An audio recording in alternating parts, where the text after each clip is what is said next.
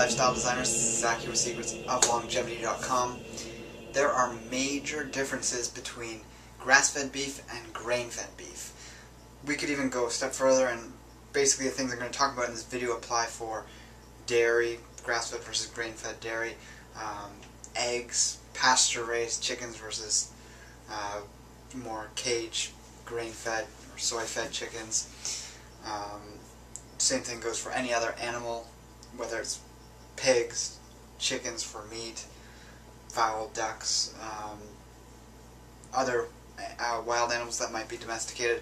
When they're in a farming situation, if they're being fed diets based on grains and legumes, you're not going to get the same health benefits, or there's going to be diminished health benefits, and there's going to be much more negative side effects from eating and consuming those types of foods, whether they're organic or not. Obviously it's worse if it's not even organic, but pasture-raised and grass-fed is definitely a major factor that you should be taking into consideration with your animal food consumption. So we're just going to cover beef, but again, just keep in mind that this applies to all animal foods, including fish. You know, wild-caught fish is much healthier for you than farmed fish. That's another major one. So grass-fed means that the cow, if we're talking about beef, is that they're consuming it throughout their entire life. Pretty much all cows, even feedlot cows, start off on milk and then go to grass. But feedlot cows and sort of the factory farmed cows, at a certain point they get switched over to being in a feedlot, and they consume a lot of grain and hay, of course, as well, and sometimes soy, sometimes corn. So I'm lumping corn in with grain-fed, although technically some people, you sometimes see this on packages, corn-fed beef, as if this is something we should be looking for in the beef we choose to consume. I find that quite hilarious. When I see that, like on a restaurant menu, it says like the steak is corn-fed, as if that's, obviously it's probably is better to some degree than wheat-fed or other grain, but we also have to keep in consideration the extent to which corn has been genetically modified. So if it's not organic, it's genetically modified, and even organic is soon going to be including genetically modified organisms. So if you stick to grass, you know a cow is consuming basically a wild food. Yes, grass has been domesticated, but it's out there growing and it doesn't need cultivation. It just gets rained on. Farmers in different parts of the world obviously they're feeding their cows different things. There's a whole wide variety of different types of grasses and weeds and plants that cows consume. Depends on where they are in the world, depends on what the farmer has available and what they have in their fields and pastures. But a cow isn't just eating one type of grass all the time. They do have to switch it up. You know, clover, alfalfa, of course the variety of grasses, barley grass, and just a wide range of things. So they're getting a wide range of nutrients, and because grass is so nutrient dense, especially when it's rapidly growing, the flesh as well as any dairy that's coming out of them is going to be much higher in nutrition than grain-fed cattle.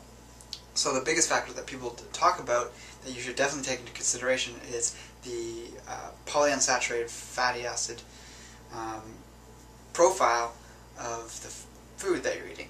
So the problem with grain-fed cattle is that they have a very high omega-6 content in their flesh as compared to the omega-3 content. So we want a ratio of roughly 1 to 2 of omega-3 to omega-6. It can go anywhere from that to 1 to 4. But in animal foods, that 1 to 2 ratio is what you're going to get when you get pasture-raised animal foods.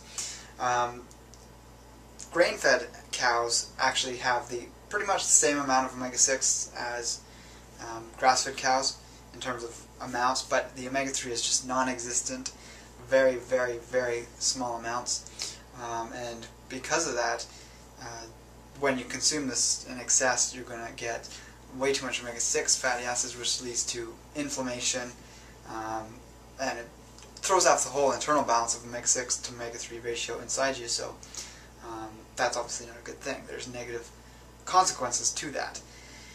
So if you're in a situation where you can only get organic grain-fed beef, for instance, you're at a restaurant and you want to order steak, then the best thing to do is to take some fish oil when you get home, or to consume some chia seeds, the omega-3 fatty acids in beef are the ALA variety. They're not the long chain, they're the shorter chain.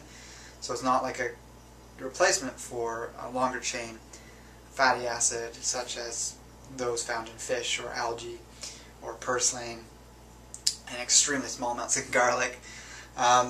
But yeah, you just have to keep that in mind, that the omega-3 to omega-6 ratio is a big factor, and that's one of the benefits. That's a major benefit of consuming grass-fed beef. Another very significant one is the conjugated linoleic acid, which is many, many times higher in grass-fed animals, animal foods all across the board, but specifically beef. And this is a very powerful antioxidant that we get from these foods that have anti-cancer properties, anti-inflammatory properties, and it overall has a lot of research out there that shows that conjugated linoleic acid in the diet causes an increase in muscle mass over time and a reduction of body fat. So if you are looking to consume animal foods and lose weight, because they're not just going to pack the weight on you, that's more the carbohydrates in the diet in combination with too much fat. But when you want to have fat in your diet, which is the best thing for long-term health, you do need to lower the carbohydrates to prevent weight gain in the form of body fat, and conjugated linoleic acid helps that and can speed that up. And it should be noted that a lot of the studies that purportedly show meat and animal foods causing cancer I've never seen them or heard of them being done on grass-fed animal foods and pasture-raised animal foods. So conjugated linoleic acid would be a big difference in flipping things around into having an anti-carcinogenic effect, along with a lot of the other things that would be high in grass-fed animal foods. So again, on beef, it's also high in selenium and a whole host of other minerals because that's rich in the grasses. You want to look for beef that has a slightly yellower fat content to it, and this would mean it's higher in beta-carotene, as well as vitamin A, vitamin E, vitamin K, and a variety of other vitamins, including the minerals, that are much higher in the grass and end up in the flesh of the animal. So again, this is a much more nutrient-dense food, and it should be #1 priority if you're basing your diet. If you're doing a low-carbohydrate diet, a paleo diet, primal diet, or anything like this, it's important that you're consuming grass-fed and not the grain-fed varieties of foods. A big myth out there is that grass-fed beef is leaner and has less fat on it. To some extent, you can overfeed grain-fed cows and they'll get very fat, and that's possible and easier than it is with grass-fed cows. But if you take two cows, a grain-fed cow and a grass-fed cow, and they're not, force-feeding the grain-fed cow, they're going to have about the same amount of fat on them, except that in the grass-fed cows, distributed differently than the grain-fed cows. So there's a lot less marbling in grass-fed beef. So if you have a steak, there's a lot less fat in between the muscle fibers. And so this, when you're taking a cut from a muscle fiber or muscle tissue, and you're taking it from inside that muscle, it's going to not have the more fat that's actually encasing the animal, which allows the butcher to sell it as lean beef. So they take all that excess fat that's more subcutaneous fat, which is what we'd call the fat between the skin and the flesh, and they either get rid of that or they mix it into something else or put it into some other part of the food industry, unfortunately. So ideally, if you're working with a butcher one-on-one and you're getting a whole cow, or you're getting part of a cow, or you're just friendly enough with your butcher and they're smart enough to know that the fat in these animals is actually very healthy for you, then you can request to have, full-fat ground beef. You can have steaks with the trimmings left on. So where I buy my grass-fed beef, you can see sort of the white flecks through this is the fat content, and at the same place I can get lean ground beef, and it's from the same cows that are eating just grass, and it's just got a lot less of the white flecks in it. And that's just something that they do because people have this fear of the fat because it contains cholesterol, and they think they're going to raise their cholesterol from consuming it. But that's just not true, as we see from the works of books like Good Calories, Bad Calories by Gary Taubes, and just a whole host of information available on the internet. All you have to search is cholesterol myth, and you'll quickly find the science behind that. and see sort of the overwhelming veil that's been held in front of your eyes for all this time. A massive benefit to consuming grass-fed beef is that it's much better for the environment. The idea that the world is going to end because of factory farms is realistic, but there's definitely bigger causes for pollution, but it is a contributor to it, and we want to get away from factory farms. But it's not animal foods themselves that cause the problems, it's the factory farms. So when an animal's out in the pasture, they're pooping in the field and it's getting absorbed into the grass. It's not on a big massive slab of concrete and getting washed into some stream because the animals are in a factory farm or a feedlot. These animals are out in nature, and there's a cycle going on between the grass they're eating and they're giving back to it. So there's no runoff. Even if it has a heavy downpour in a pasture, it just soaks that water up, and the manure is spread throughout the field. It doesn't end up in the water systems. It doesn't end up contaminating things. Plus, the manure is a lot healthier. It's not because the animal's not consuming tons of grain. It's not getting acidic and giving a place for bad bacteria to grow in its gut, which end up in the manure, which then end up in the water. So, worst case scenario, grass-fed manure ends up in some underground spring or water stream, or ends up somehow getting into people's water supply. Very, very unlikely that it's going to contain any harmful bacteria that would cause sickness to spread.